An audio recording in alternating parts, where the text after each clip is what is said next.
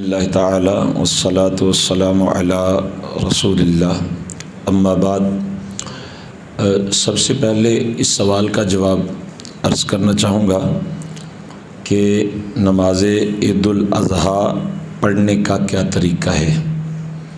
نماز عید الاضحیٰ کی 2 رکعتیں ہیں، اور یہ 2 رکعتیں جو معمول کی 2 رکعتیں ہم 2 نفل پڑھتے ہیں، یا 2 سنت پڑھتے ہیں، یا 2 فرض پڑھتے ہیں، اسی طریقے سے ان کو ادا کیا جاتا ہے، مگر اس میں ایک فرق ہے، اور وہ یہ ہے کہ اس میں 6 تکبیریں زائد ہیں، اور 3 تکبیریں پہلی رکعت میں ہیں اور 3 تکبیریں دوسری رکعت میں ہیں۔ پہلی رکعت میں جو 3 تکبیریں ہیں وہ جب ہم نیت کر کے کھڑے ہو جائیں گے، یہاں پہ میں نیت بھی ایڈ کر دیتا ہوں، اور بار دیگر جب بھی نیت کی بات ہوتی ہے تو میں آپ کو بتاتا ہوں کہ نیت دل کے پختہ ارادے کا نام ہے۔ دل کا جو ارادہ ہے اسے نیت کہتے ہیں۔ تو اگر زبان سے آپ نیت کرنا چاہیں تو 2 رکعت نماز عید الاضحیٰ، 6 واجب تکبیروں کے منہ طرف قبلہ کے پیچھے اس امام کے اللہ اکبر، یہ اس کی نیت ہوگی۔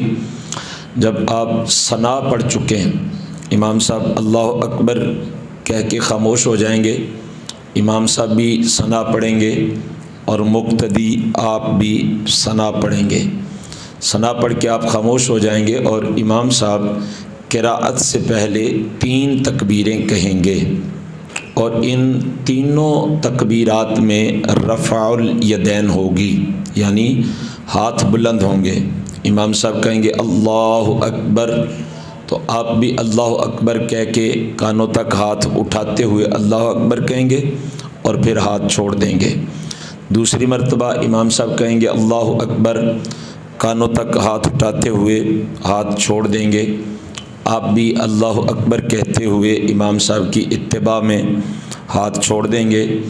تیسری مرتبہ جب امام صاحب اللہ اکبر کہہ کر ہاتھ نیچے کریں گے تو وہ بھی ہاتھ باندھ لیں گے، اور آپ بھی جب تیسری مرتبہ اللہ اکبر کہہ کے ہاتھ نیچے کریں گے تو ہاتھ باندھ لیں گے۔ اب آپ خاموش ہو جائیں گے، امام صاحب تعوذ تسمیہ آہستہ آواز سے پڑھیں گے، سورہ فاتحہ اور کسی سورت کی بلند آواز سے قراءت کریں گے، اور آپ خاموشی سے سنتے رہیں گے۔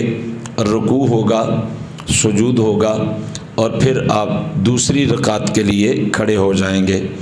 امام صاحب بسم اللہ شریف آہستہ آواز سے پڑھ کے قراءت کریں گے، سورہ فاتحہ پڑھیں گے اور کوئی صورت میں لائیں گے، مگر رکوع میں جانے سے پہلے وہ 3 تکبیریں کہیں گے۔ طریقہ وہی ہوگا جو پہلے آپ کو بتا چکا کہ امام صاحب اللہ اکبر کہیں گے ہاتھوں کو اٹھاتے ہوئے، کانوں کی لو تک لے جاتے ہوئے، آپ بھی ان کے پیچھے یہی کہیں گے، کریں گے، ہاتھ چھوڑ دیں گے۔ پھر دوسری تکبیر کے بعد ہاتھ چھوڑ دیں گے، پھر تیسری تکبیر کے بعد ہاتھ چھوڑ دیں گے، اور جب چوتھی تکبیر کہیں گے تو وہ رکوع کی تکبیر ہوگی، اس لیے ہاتھ نہیں اٹھائیں گے بلکہ ہم فوراً رکوع میں چلے جائیں گے۔ اس کے بعد سجدے ہوں گے اور تشہد ہوگا، اور پھر خروج بصنعہ اپنی مرضی سے امام صاحب سلام پھیر کر نماز سے باہر نکلیں گے، اور تکبیر تشریق پڑھی جائے گی۔ یہ بھی آپ کو بتا چکے ہیں اس سے پہلے کہ 9 ذی الحجہ شریف کی فجر سے لے کر 13 ذی الحجۃ الحرام شریف کی عصر تک ہر وہ بندہ جو باجماعت نماز پڑھتا ہے اس پر 1 مرتبہ تکبیر تشریق ذرا قدر بلند آواز سے پڑھنا واجب ہے۔ اور تکبیر تشریق کیا ہے؟ اللہ اکبر لا الہ الا اللہ واللہ اکبر، اللہ اکبر وللہ الحمد۔ اس کے بعد امام صاحب خطبہ عید پڑھیں گے، اور خطبہ عید کے 2 حصے ہوں گے۔ امام صاحب کے لیے سنت یہ ہے جب جمعے کا خطبہ پڑھا جائے تو دونوں خطبوں کے درمیان بیٹھنا سنت ہے، اور عیدین یعنی عید الفطر ہو یا عید الاضحیٰ، ان دونوں کے خطبوں کے درمیان بیٹھنا نہیں بلکہ کھڑے رہ کر دعا کرنا امام کے لیے، خطیب کے لیے سنت ہے۔ جمعے میں بیٹھ کے دعا کرنا سنت ہے، اور عیدین میں کھڑے ہو کر دعا کرنا سنت ہے۔ جب خطبہ ادا ہو گیا تو اس وقت الحمدللہ تعالی ہماری نماز عید مکمل ہوئی۔